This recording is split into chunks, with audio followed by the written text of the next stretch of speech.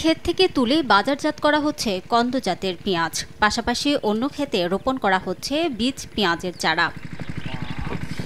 নাটোরের বাজারগুলোতে সরবরাহ বেড়েছে কন্দ পেঁয়াজ। পরবর্তী ফসল হিসেবে শুরু হয়েছে বীজ পেঁয়াজ চাষ। তবে ফলন ভালো হলেও হাসি নেই কৃষকের মুখে। তারা জানান, পেঁয়াজের ভরা মৌসুমে ভারত থেকে আমদানি করায় বাজারে দাম কমে গেছে। প্রতি কেজি উৎপাদনে 40 থেকে 45 টাকা খরচ হলেও বাজারে বিক্রি হচ্ছে 22 থেকে 32 টাকা দরে। এই অবস্থা বীজ পেঁয়াজের চারা উৎপাদনেও। প্রতিমন চারা উৎপাদনে 700 থেকে 800 টাকা খরচ হলেও বিক্রি হচ্ছে 400 থেকে 600 টাকায়। ন্যায্য মূল্য নিশ্চিতে আগামী 3 মাস পেঁয়াজ আমদানি বন্ধের দাবি তাদের। বাজার যদি কমে যায় তাহলে আমরা কৃষকেরা মরে শেষ হয়ে যাব। দিনকে দিন যত যাচ্ছে পেঁয়াজের দাম ততই কমতেছে। আজকের বাজারটা খুবই খারাপ। চারা হাটে নিয়ে গেলে নেওয়ার মানুষ নাই। 1000 টাকা 800 টাকা মন।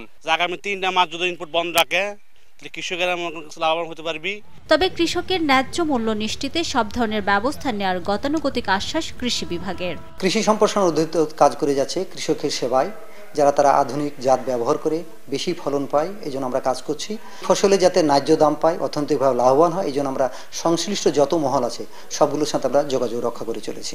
কৃষি বিভাগের তথ্য মতে চলতি মৌসুমে নাটোরে 1,12,000 মেট্রিক টন পেঁয়াজ উৎপাদনের লক্ষ্যমাত্রা নির্ধারণ করা হয়েছে।